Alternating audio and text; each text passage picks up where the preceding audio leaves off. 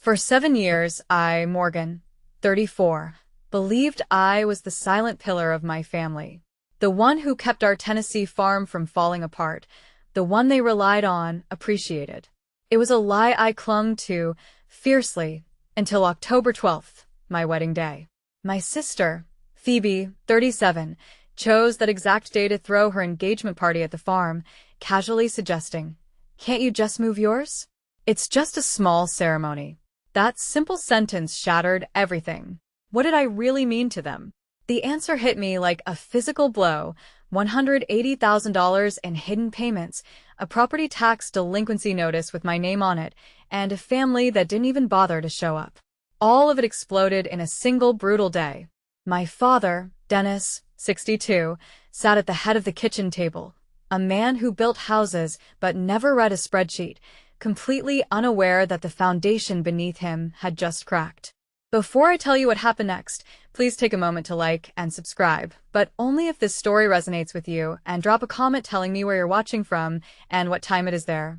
Let me take you back to last March. I was stationed at Wright-Patterson Air Force Base in Fairborn, Ohio. Logistics officer, 12 years in, captain rank. My morning started at 0530 with a run along the flight line followed by 8 hours of coordinating supply chains across installations most people will never hear about. I was good at my job. I was good at schedules, at making things arrive on time, at keeping systems running that other people forgot existed. My husband, James Hartley, was a CPA who worked from our kitchen table 3 days a week and wore reading glasses that made him look 10 years older than 35. We met at a financial literacy workshop on base. He was the only civilian in the room who did not look like he wanted to crawl under his chair.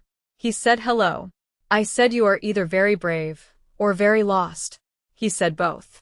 We were married 2 years. Solid in the way that quiet people are solid. Not loud about it, just present. And 62 acres south of us, 5 hours down Interstate 75. And then a long stretch of Route 41, sat the farm where I grew up, Coffee County, Tennessee.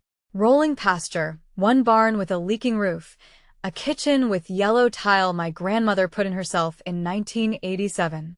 Every month on the 12th, 7 automatic payments left my account and traveled back down that highway. James called it the family subscription. He meant it as a joke. It was not a joke. It was $180,000 over 7 years, and nobody had ever sent me a receipt.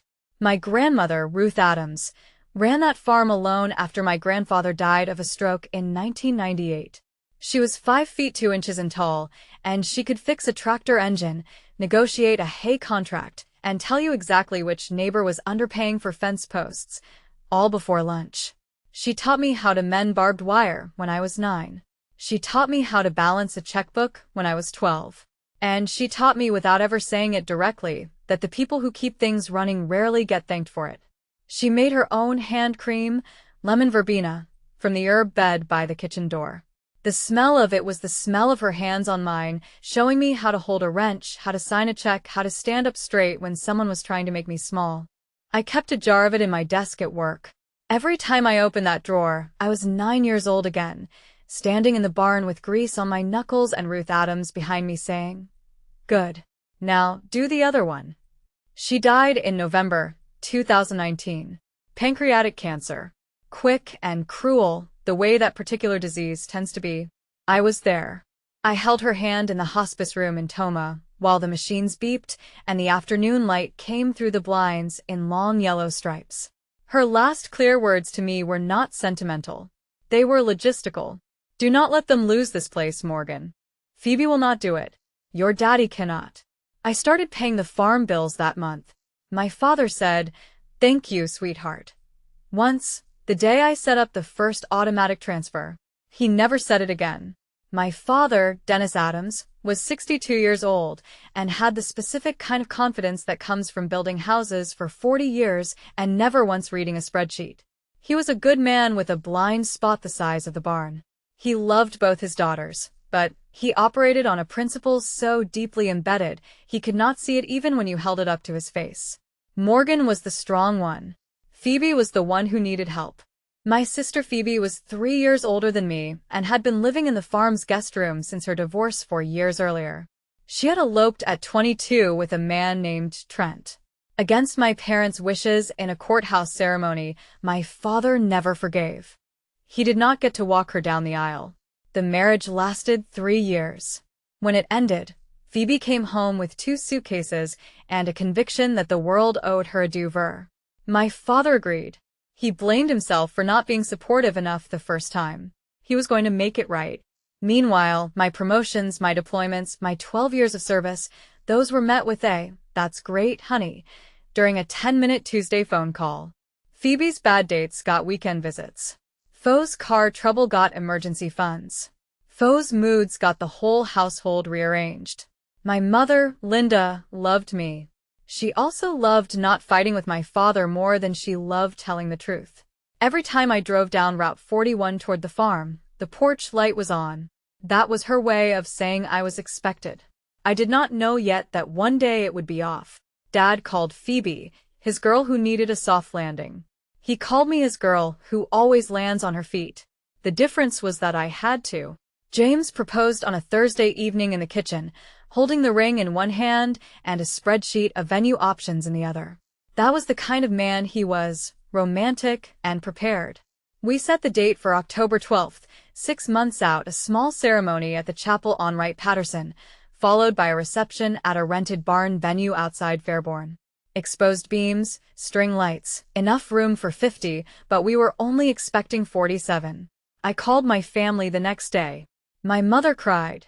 My father said, "About time?" Phoebe said, "October is not that kind of soon."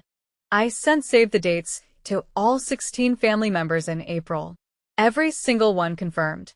I planned the wedding the way I planned supply routes, timeline, budget, contingencies.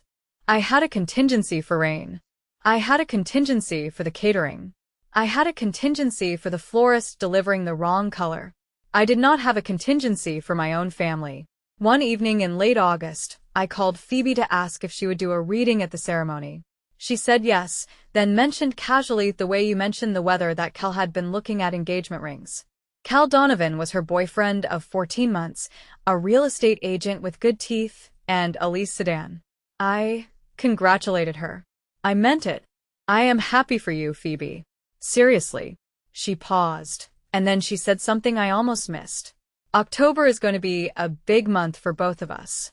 I guess I did not think about that sentence again until 3 weeks before my wedding when Phoebe posted a photo of a ring on the family group chat with a caption, "We are officially celebrating October 12th at the farm. Engagement party. Everyone is invited." She chose October 12th. I read the message sitting at my desk on base between a procurement brief and a logistics review. I read it twice. Then I picked up my phone and texted Phoebe privately. "Phoebe, that is my wedding day." The 3 dots appeared, disappeared, appeared again. I know, but Cal got an amazing deal on a tent rental for that weekend. And honestly, Morgan, can you just move yours? You said it yourself. It is a small ceremony. This is my engagement. I never got to celebrate my first one. I stared at the screen. I typed and deleted 4 different responses. Then I settled on the truth. I saved the dates 5 months ago. The chapel is booked. The caterer is booked. My friends are flying in from 3 different states. I am not moving it. Phoebe typed back immediately, as if she had the reply already loaded. "It is just a small wedding, Morgan. You will barely notice. It is just a small wedding." I set my phone face down on the desk and looked at the wall. That evening my father called. He did not take a side. He did something worse. He tried to negotiate. "Maybe you could do your ceremony in the morning and come to the party in the evening." "My reception is in the evening, Dad. You know that." "Well, can you move the reception to lunch?" "No." He went quiet for 10 seconds. I could hear the television in the background. The evening news, tiny and distant. Then he said, "I will figure something out. In my family, I will figure something out." Had never once meant, "I will figure something out." It meant the decision was already made, and nobody wanted to say it yet. That night, James sat down across from me at the kitchen table with his laptop open and a single sheet of paper in his hand. He had printed it in landscape orientation, columns of dates, amounts, and account references stretching back 7 years. Every automatic payment I had ever made to my family listed chronologically totaled at the bottom. "I have been wanting to show you this for 6 months," he said. I did not want to push. He slid the paper across the table. Farm mortgage supplement, $850 per month. Property and liability insurance on the farm, $420. Phoebe's car insurance, $190. Phoebe's cell phone plan, $95. Farm equipment loan interest payment, $310. My parents' supplemental health insurance (COI), $215. Quarterly emergency fund top-up for the farm operating account, $200. I knew each line individually. I had set each one up myself one by one over the years since Grandma died. I had never seen them all on one page before. The total at the bottom was circled in red pen. $180,320. James watched me read. He did not say anything for a long time, then quietly, "Do you know what they have given you, Morgan?" I looked up. A Tuesday phone call. He was not being cruel. He was being accurate. I folded the paper carefully along the center crease and stood up. I walked to my desk, opened the drawer where I kept the lemon verbena cream, and placed the statement next to it. 2 things from my grandmother now: the smell of her hands and the cost of keeping her promise. The call came 2 weeks before the wedding. I was sitting in my car in the base parking lot, engine off, watching 2 airmen cross the flight line in the early dark. My phone rang. "Mom, honey, your father and we think it is best if we go to Phoebe's party." She was trying to keep her voice steady and failing. "She has been so fragile since the divorce, and Cal's family is coming from Knoxville. If we are not there, it will look bad. You understand, do you not?" I did not answer immediately. I watched the airman disappear behind a hangar. "Morgan, I am here. She needs us more right now. Morgan is strong. Morgan will understand." She said it like a family motto, like something stitched on a pillow. "Morgan is strong. Morgan will understand." "Mom," I said, and my voice was level because 12 years in the Air Force teaches you exactly one useful thing about emotions, which is how to put them in a box and close the lid. "I want you to think very carefully about what you are telling me, because I have been the one keeping that farm standing for 7 years, and right now you are asking me to understand why my own mother will not be at my wedding." She was crying. I could hear it. The small, tight breathing of a woman who knows she is doing the wrong thing and cannot stop herself. "I tried, baby. I tried to talk to him. You did not try hard enough." I hung up. I sat in that parking lot until the sun went down. The flight line went dark. The hangars turned to shapes. When I went inside, I told James 2 things. The first was that my parents were not coming to our wedding. The second was that I needed the name of a good financial attorney. The next morning, I called my father directly. It was 6:15. He answered on the 3rd ring. Groggy and annoyed the way men his age are when the phone rings before sunrise. "Morgan." "Dad, I want to tell you something, and I need you to hear it." I use the voice I use in mission briefings. Calm, declarative. No room for sidebar conversation. "If you do not come to my wedding, things are going to change between us." That is not a threat. It is a fact. He cleared his throat. "Do not be dramatic, Morgan. You know I love you. It is just one day.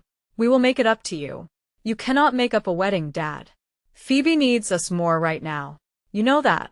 You have always known that. Phoebe needs a lot of things. Most of them come out of my checking account." There was a pause. I could hear the coffee maker in the background. The old Mr. Coffee that had been on that kitchen counter since I was in middle school. "What is that supposed to mean?" "Ask your accountant."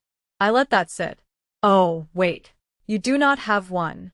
You have me." His voice changed. The grogginess was gone, replaced by the specific kind of defensiveness that comes from being caught in something you have been pretending does not exist.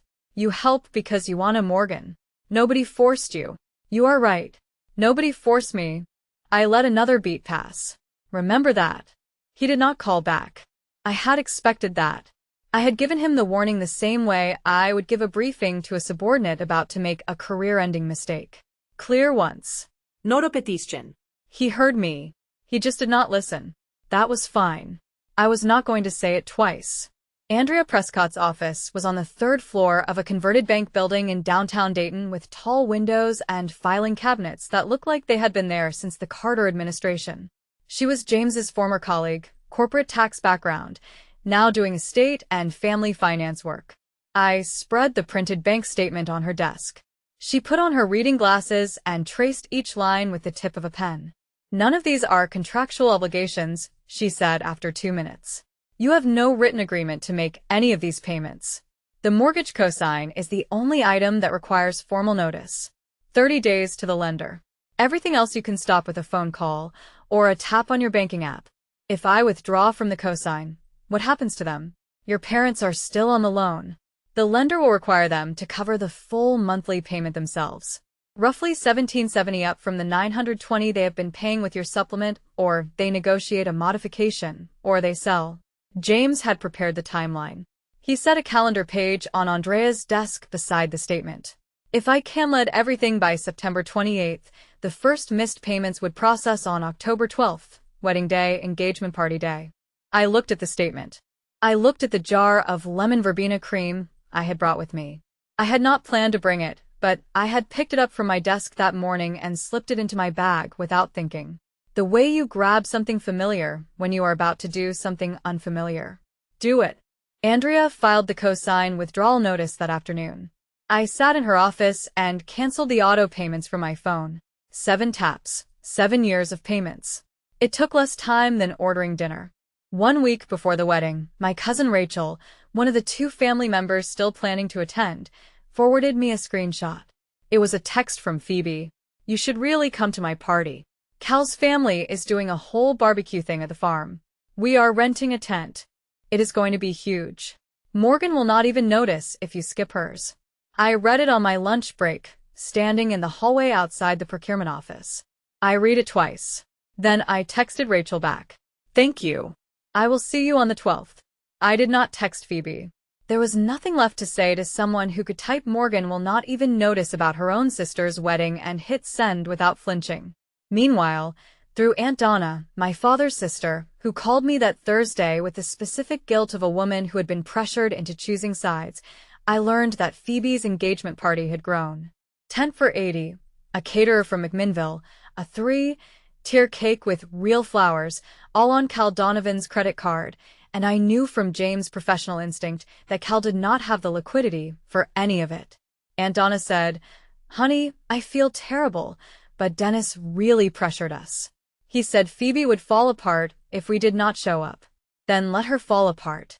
I said, "She is 37 years old." Aunt Donna went quiet for a moment. "You sound different, Morgan."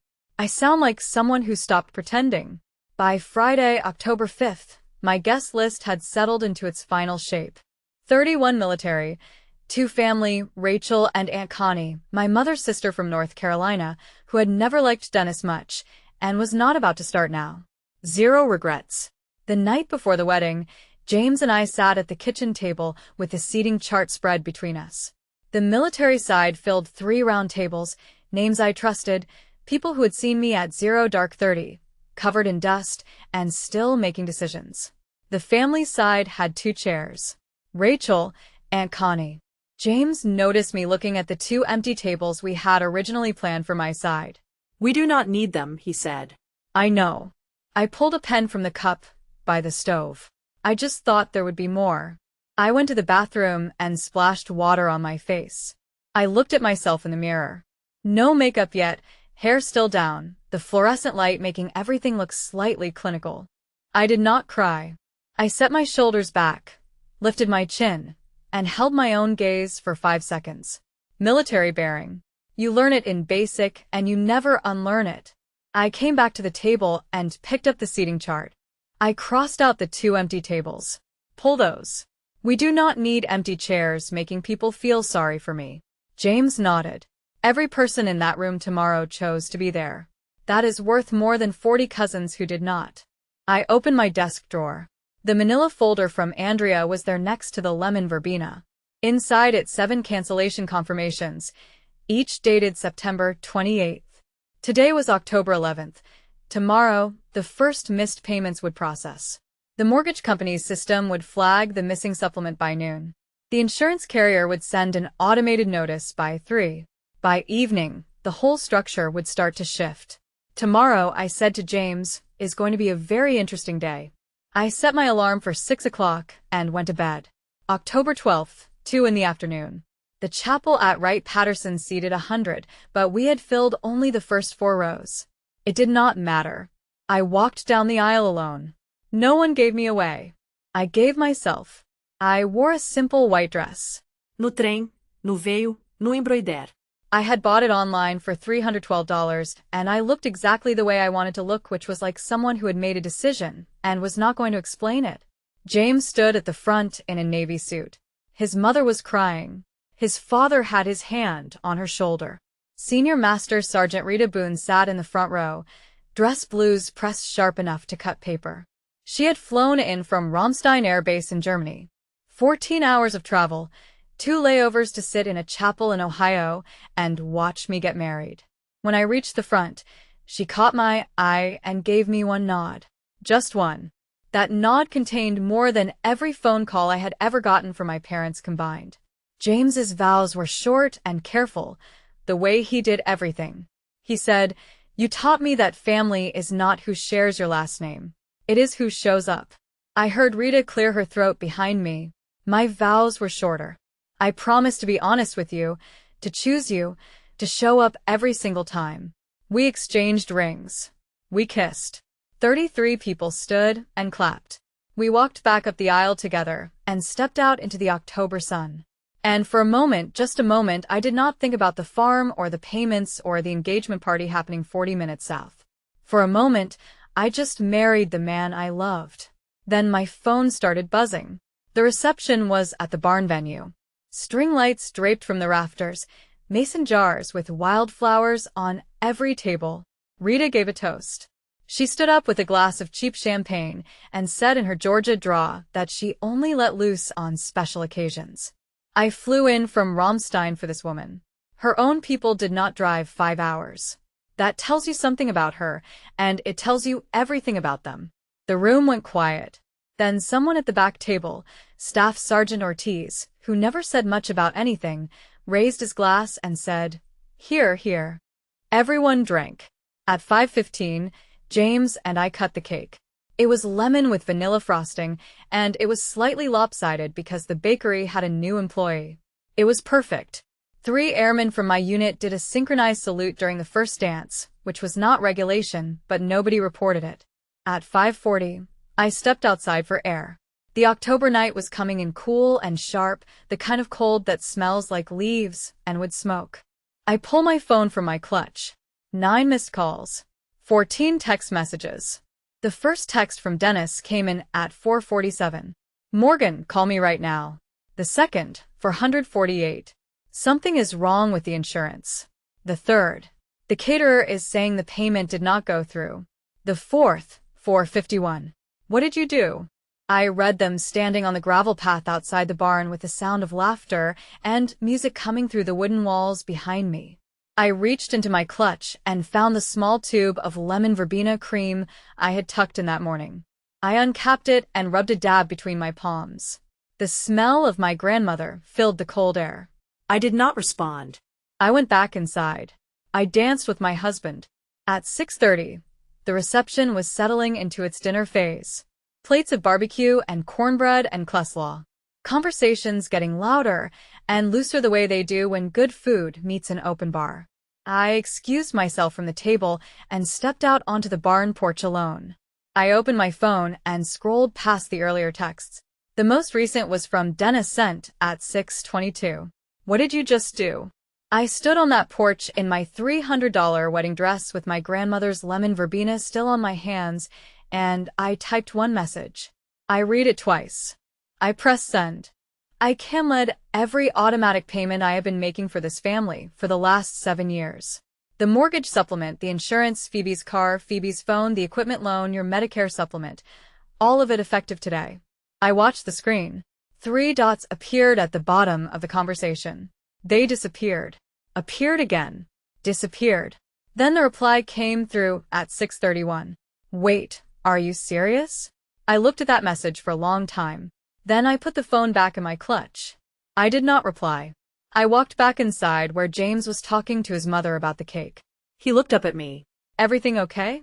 I sat down beside him. Everything is exactly right. 40 minutes south at the Adams family farm, my father was standing outside the rented tent with his phone in his hand and the color draining out of his face. My sister was inside arguing with a caterer in a white apron about a credit card that kept declining. My mother was sitting at a folding table near the back of the tent, her plate untouched, staring at the screen of her own phone. The party was still going. The foundation had just cracked. I was not there for what happened next at the farm, but Cousin Rachel told me every detail 2 days later, and Aunt Donna confirmed it from her end. This is what I know. At 6:35, Phoebe's caterer refused to bring out the dessert course until the outstanding balance was resolved. Cal pulled out a second credit card, declined. He pulled out a third, also declined. The caterer, a patient woman from McMinnville, who had done this long enough to know when a party was unraveling, stood by the serving table with her arms crossed and waited. At 6:40, my father called the mortgage company's automated line from inside his truck parked behind the barn. The recording told him, "Your account shows a missed supplemental payment. Please contact your loan officer during business hours." He hung up and called back, as if the machine might change its mind the second time. At 6:45, Phoebe called me. My phone was on silent, buried in my clutch on the reception table next to a half-eaten slice of lemon cake. Foe's voicemail, which I listened to 2 days later. "Morgan, what is going on? Dad is freaking out. The insurance company just sent some kind of cancellation notice. Call me back." At 6:50, my mother called me. No voicemail, just a 20-second call that connected to nothing and ended. At 6:55, my father called the landline at my house in Fairborn. Nobody was home. We were at the barn dancing. At 7, Phoebe's party photographer posted the first photo to Instagram. In the background of the shot, beyond the white tent and the fairy lights, my father was pacing near his truck with a phone to his ear, and Phoebe was gesturing at someone in an apron near an empty dessert table. After that night, James and I drove home through Coffee County. I looked toward the farm from the highway as we passed. The porch light was off. Sunday morning, the first full day of my married life.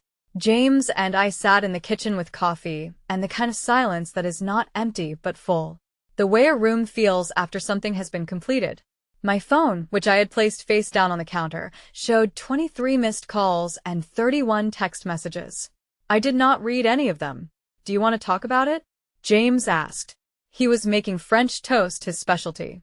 Thick slices of bio, extra cinnamon, slightly too much butter.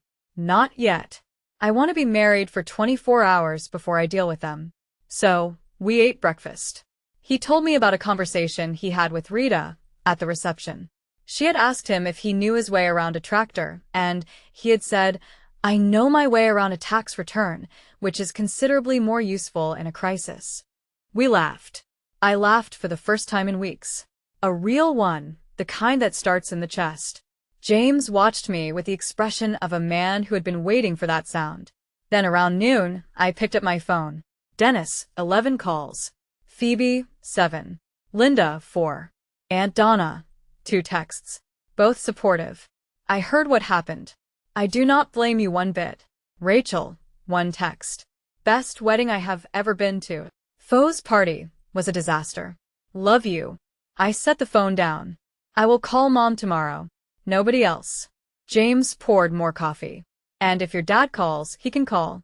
I already said what I needed to say in writing.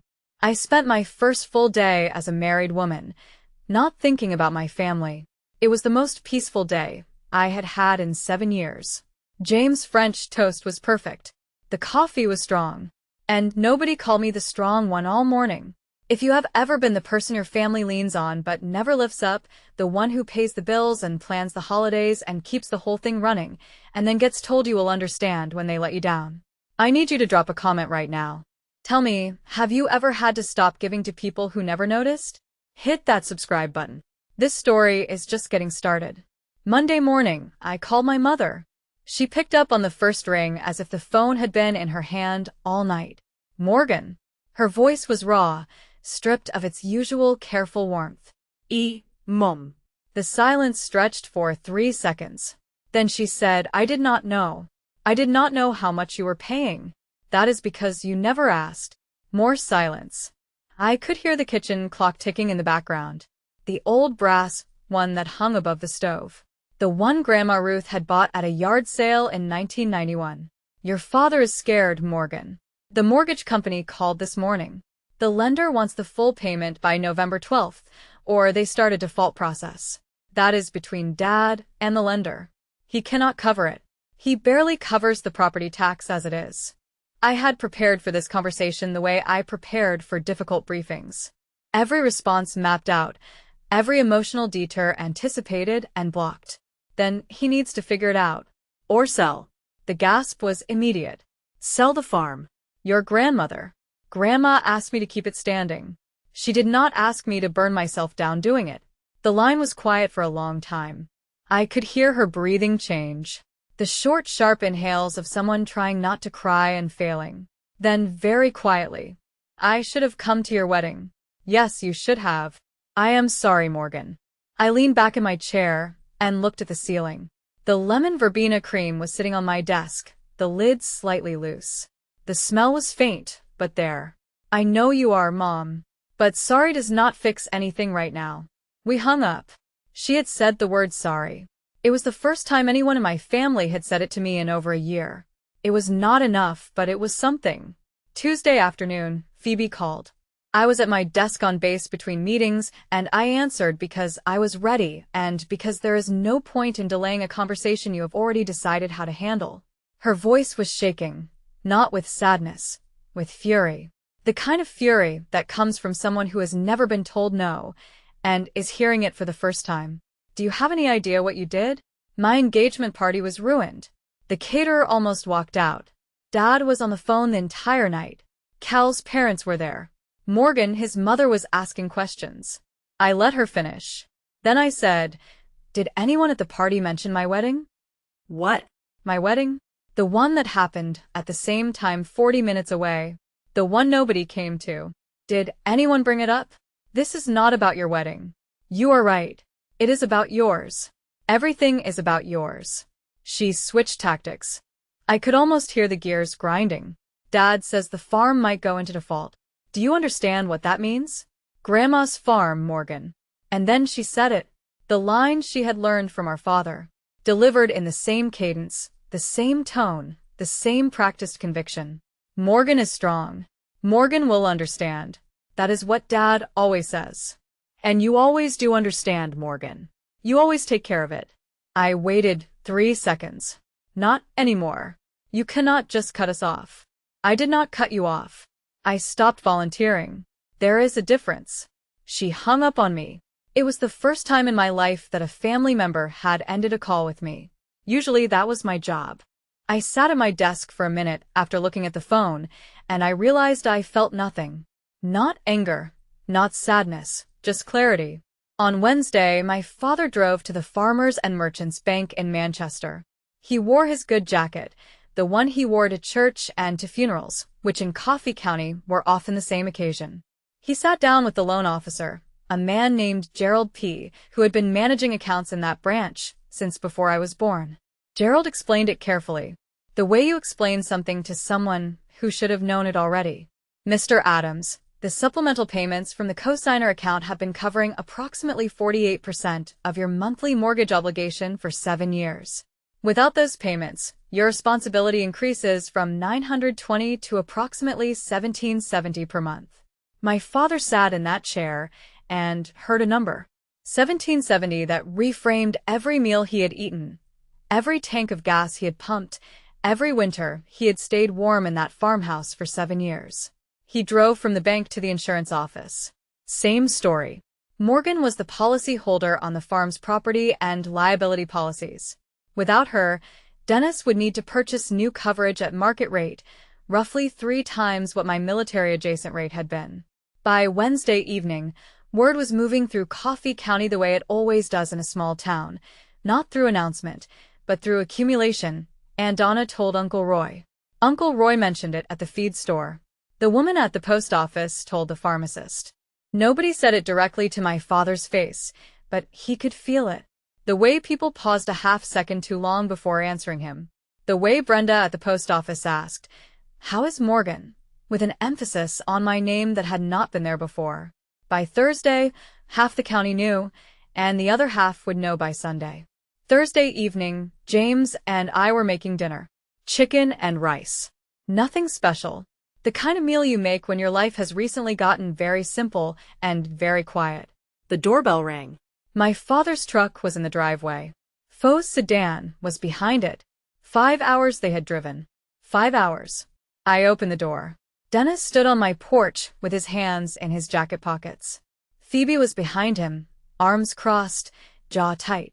Cal Donovan leaned against the passenger side of Phoebe's car with a cigarette, looking at his phone. My mother was sitting in the truck cab with her hands in her lap, not getting out. "We need to talk," my father said. "You drove 5 hours," I said. "You could not drive 40 minutes on October 12th. He flinched. It was small, a tightening around the eyes, a shift of weight from one foot to the other. But I saw it. "Can we come in?" "No, you can sit on the porch." We sat on my front porch, me in the wicker chair, Dennis on the step, Phoebe standing because she could not sit still. James brought out glasses of water and set them on the railing without a word. Cal stayed by the car. Dennis started. "Morgan, you have to understand." "I do not have to understand anything," I said. "That is the whole point." Phoebe leaned forward. "You are being petty. This is about money. Not everything is just something with you, Phoebe. Just a small wedding, just some bills, just Morgan being strong. At what point do the justs add up?" My father looked at me. "I am asking you as your father to reinstate the payments. And I am telling you, as your daughter who got married without her parents there, the answer is no." Phoebe stood up and pointed at me. "You are going to let Grandma's farm go." I looked at her. "No, Phoebe, you are. I saved it for 7 years. Your turn." Phoebe switched to tears.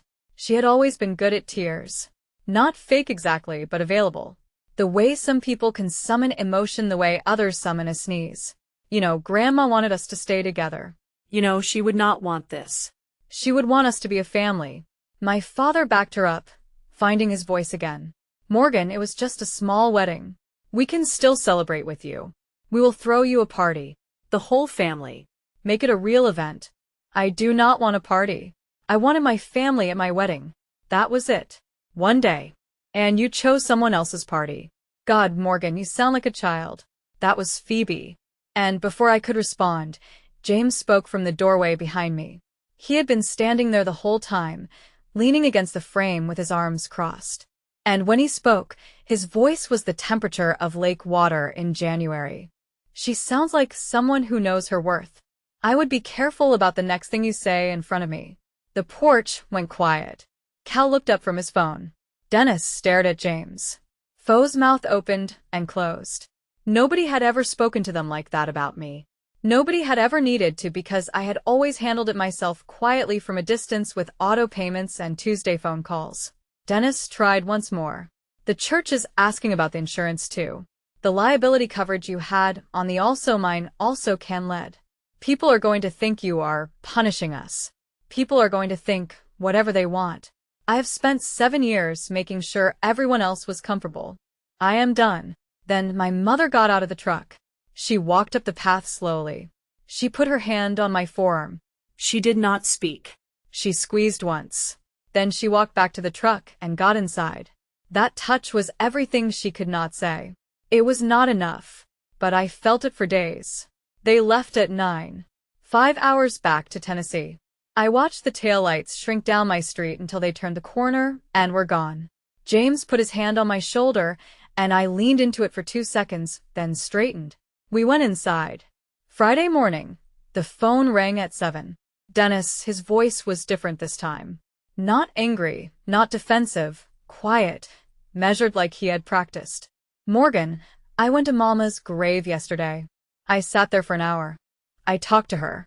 I said nothing. And I will tell you something. Your grandmother would be ashamed of what you are doing." My hand tightened on the phone. Of everything he could have said, that was the one sentence that could still reach me.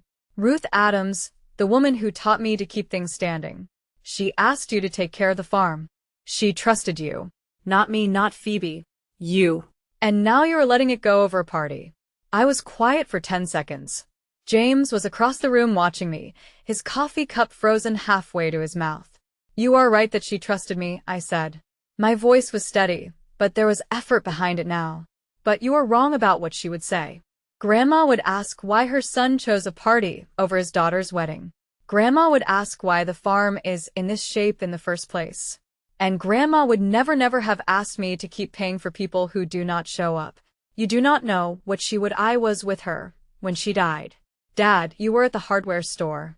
Do not tell me what she would say." The call ended. I set the phone down. I went to the bathroom and closed the door. I did not cry. I put both hands on the sink and breathed in through the nose, out through the mouth. Military bearing. I held it for 60 seconds. Then I came out, walked to my desk, opened the drawer. The lemon verbena was there. The manila folder was there. I closed the drawer. He almost got me. Almost. I have to pause here because this part of the story is where I almost broke. If you have ever had someone you love use your deepest loyalty against you, a parent, a sibling, someone who knows exactly which words will hurt the most, I want you to know you are not alone. Drop a like on this video. It helps me know this story matters. And stay with me because what happens next is the part one have been waiting to tell you. 2 weeks after the wedding, a letter arrived at my house in Fairborn. It had been forwarded from the Coffee County Tax Assessor's office addressed to Dennis Adams and Morgan Adams, co-owners on the property deed.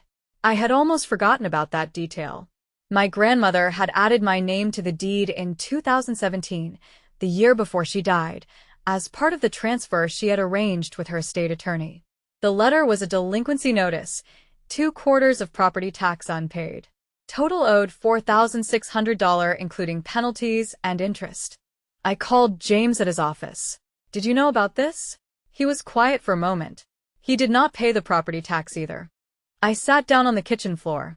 Not dramatically, not because my legs gave out, but because the floor was the closest flat surface and I needed to think. My father had been letting more things slide than I had known. The automatic payments from my account were the visible layer. Underneath that, Dennis had been drifting, skipping the property tax, ignoring the equipment maintenance, letting the fences go unrepaired. He had been living inside the structure I had been holding up without ever checking whether the foundation beneath him was sound. And now my name was on a tax delinquency notice. My credit score, my financial record, my grandmother's land. I called Andrea Prescott. "I need to come down to Tennessee, and I need to bring the folder." She asked me what had changed. I told her about the tax notice. She was quiet for a second, then said, "You should also bring your husband." I packed the manila folder, the cancellation confirmations, the bank statements, the property tax notice.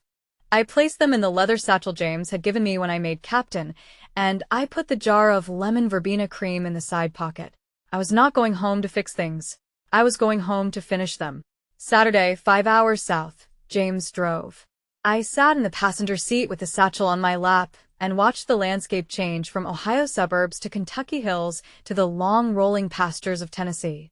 We pulled onto Route 41 at noon, and the farm appeared the way it always did, slow, then all at once. White clapboard house, gray barn, the fence line I had helped my grandmother mend when I was 12. We were not expected, but we were not a surprise either. My father had called what he described as a family meeting to discuss the farm's financial situation. When we walked into the kitchen, the table was already full. Aunt Donna and Uncle Roy on one side, Cousin Rachel next to them, Linda at the end, hands folded around a glass of water. Dennis at the head of the table in the chair that had been Grandma Ruth's. Phoebe sat across from Donna, and Cal was leaning against the counter by the window looking like he wanted to be anywhere else. 7 people, 8 with James. The kitchen smelled like old coffee and lemon cleaner, and something underneath both of those. The particular scent of a room where a difficult conversation has been circling for 2 weeks and has finally landed. Dennis looked up. "Morgan, good. Sit down." I did not sit. I stood at the end of the table opposite my father and set the satchel on the counter behind me. James stood 2 steps behind my right shoulder. I opened the manila folder and placed the bank statement on the table, the one James had printed months ago. Landscape orientation. Every line visible. I turned it so the numbers faced Dennis. This is every automatic payment I have made to this family since November 2019, 7 years, $180,320. Nobody spoke. And Donna leaned forward to read the numbers. Uncle Roy sat down his coffee mug. Rachel put her hand over her mouth. My father stared at the page. His lips moved slightly, as if he were reading the lines to himself. One by one. Farm mortgage supplement, property insurance, car insurance, cell phone, equipment loan, health insurance, emergency fund. Line after line after line. He started. I did not realize it was. He could not finish the sentence. I placed the property tax delinquency notice next to the bank statement. 2 pages side by side. And this 2/4 of property tax unpaid. My name is on this deed. My credit rating is tied to this land. $4,600. Dennis looked at the tax notice, then back at the bank statement, then at me. I was going to pay it. When? Dad? The question sat in the air like a held breath. Then I continued. I did not raise my voice. I did not need to. Here is what is going to happen. I am paying the property tax because my name is on the deed and I am protecting my own credit. That is $4,600. After that, I am done. Morgan, I am not finished. I had never said that to my father before. The kitchen was silent, in a way I had never heard it. No hum of the refrigerator. No creak of the floor. Even the house seemed to be listening. You have 2 options. Option 1. You refinance the farm in your name only. I will sign a quitclaim deed to release my ownership interest. You figure out the payments yourself. Phoebe can help. She has been living here rent-free for 4 years. Phoebe opened her mouth. I do not have option 2. You list the farm, sell it, split the proceeds. It is worth more than the debt. My father's voice when it came was broken in a way I had never heard. Your grandmother. I reached into the satchel and brought out the jar of lemon verbena cream. I set it on the table between the bank statement and the tax notice. Grandma taught me how to take care of things. She also taught me when to stop. I looked at my father. You were right about one thing, Dad. I am strong. Strong enough to stop. The cream jar sat on that table, yellow glass, hand-labeled in Ruth's handwriting, the herb she grew by the kitchen door. Dennis stared at it, his eyes filled, not because of the money, not because of the tax notice, because he recognized the jar. And in recognizing it, he recognized everything it represented. Every payment, every Tuesday phone call, every time he said, Morgan will understand. And Morgan did. He looked up at me. I should have been at your wedding. No qualifier, no but, no however, just the sentence. I held his gaze. Yes, you should have. Phoebe was crying now, her mascara tracking down both cheeks. Cal had left the kitchen. Aunt Donna had her hand pressed flat on the table. Uncle Roy was staring at the floor. I picked up the manila folder. I left the bank statement on the table. I left the tax notice. I left the lemon verbena cream. I said one more thing. You said we could only afford one party. You were right. And now you will have to afford everything on your own. I walked out of the kitchen. Nobody followed me. James was waiting by the car. He opened my door without a word. I got in. He walked around to the driver's side, started the engine, and pulled out of the gravel drive. We were on Route 41 before either of us spoke. You okay? He said. Ask me in an hour. We drove. What happened inside the kitchen after I left? I learned later from Rachel, who called me that Sunday night and talked for 45 minutes straight. After I walked out, nobody spoke for a full minute. The only sound was the clock above the stove and the faint ticking of the water pipes in the walls. And Donna spoke first. Dennis, that girl held this family together with her own paycheck for 7 years. And you told her she was strong enough to miss her own wedding. Uncle Roy, who is not a man given to speeches, said, I told you at the engagement party. I said you were making a mistake. You did not listen. Phoebe, still crying, said, she cannot just leave. And Donna cut her off. She did not leave, Phoebe. You pushed her out. There is a difference. My father had not moved. He was still looking at the lemon verbena jar. Then my mother spoke for the first time. Her voice was thin but clear. I knew how much she was paying. She told me 2 years ago.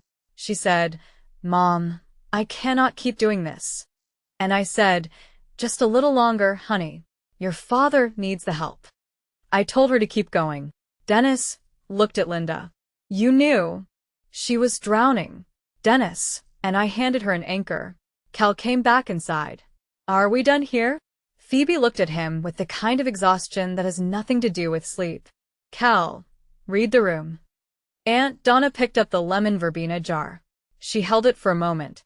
Then she set it on the window sill above the kitchen sink, the exact spot where Ruth had always kept it. "That is where Ruth kept it," she said. "Right there." 1 week after the farm meeting, a handwritten card arrived in my mailbox in Fairborn. No return address, but I recognized the handwriting. The careful rounded letters my mother had used on every permission slip and birthday card for 34 years. Inside was a photograph. Me, age 5, standing on the farm porch in a white bed sheet I had wrapped around myself like a gown. My arms were outstretched. My chin was up. Behind me, slightly out of focus, my grandmother Ruth was laughing, head back, one hand on the porch rail, caught in a moment of pure, unguarded joy. I had never seen this photograph before. On the back of the card, my mother had written, "I should have been there. I know that. I do not have an excuse. I just have this picture, and the fact that I am sorry. Your grandmother was right about you. She was right about all of us." I held the photo for a long time, sitting at the kitchen table while the afternoon light came through the window the same way it had come through the hospice blinds the day Ruth died. I did not call my mother back. Not yet. I was not ready to give her what she was asking for, which was absolution. I was not sure I would ever be ready, but I kept the card.